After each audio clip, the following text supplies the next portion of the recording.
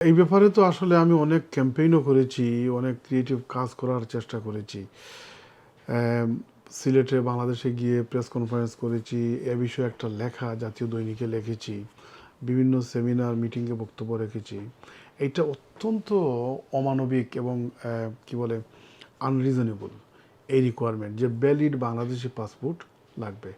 Power of attorney দেওয়ার জন্য যেটা ইম্পর্টেন্ট যে ব্যক্তি দিচ্ছেন ওই ব্যক্তি কিনা না, ওইটাই দেখবে।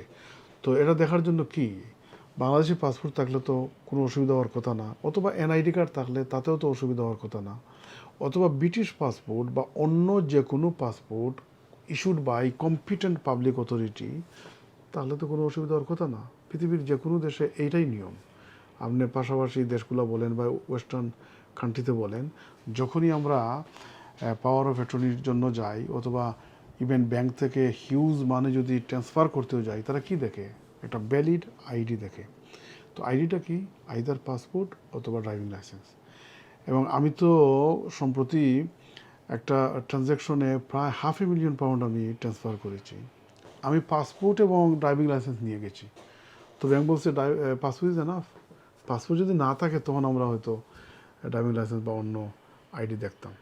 তো যে কোনো মানদণ্ডে একটা কম্পিটেন্ট স্বাধীন সার্বভৌম দেশের পাসপোর্ট হচ্ছে একেবারে প্রথম ক্যাটাগরির আইডি।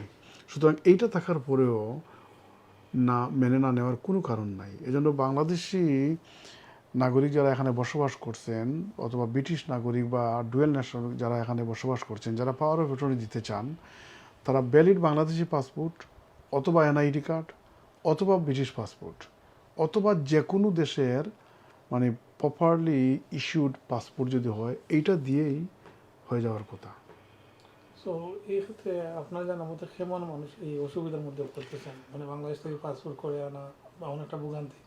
হ্যাঁ, এটা তো মনে লক্ষ লক্ষ মানুষ বিপদে। আমি যদি শুধু ইউকের কথাই বলি, এখানে 500,000 থেকে 1 মিলিয়ন, 5 লাখ থেকে 10 লাখ ব্রিটিশ বাংলাদেশি বসবাস করেন। তাদের কোনো না কোনো একটা স্টেজে পাওয়ার অফ অ্যাটর্নি দিতে হবে। সুতরাং অল অফ দেম আর ভিকটিম এবং হ্যারাসমেন্টের শিকার হবেন এবং দীর্ঘসূত্রিতার শিকার হবেন। এমন তো নয় পাসপোর্টের জন্য অ্যাপ্লাই করলে আপনি 2 দিন 1 দিন 5 দিন বা 1 সপ্তাহ 2 সপ্তাহের ভিতরে পেয়ে যাচ্ছেন। এখানে দীর্ঘদিন অপেক্ষা করতে হয়।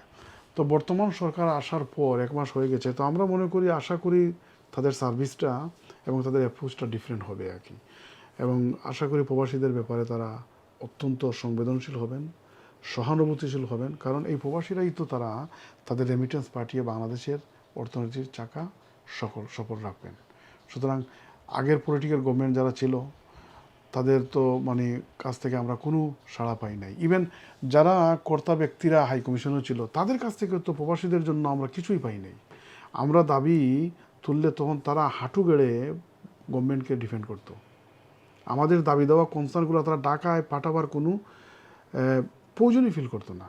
কিন্তু এখন নতুন সরকার এসেছেন, আমরা আশা করি আমরা হাই কমিশনের সেটিং চেঞ্জ হবে এবং রিয়েল বাংলাদেশ এবং বাংলাদেশ প্রেমিক অফিসাররা এখানে আসবেন এবং তারা এখানে কমিউনিটি যারা ব্রিটিশ বাংলাদেশি বসবাস করছেন তাদের সুখ দুঃখ দেখবেন। এটাই আমাদের প্রত্যাশা।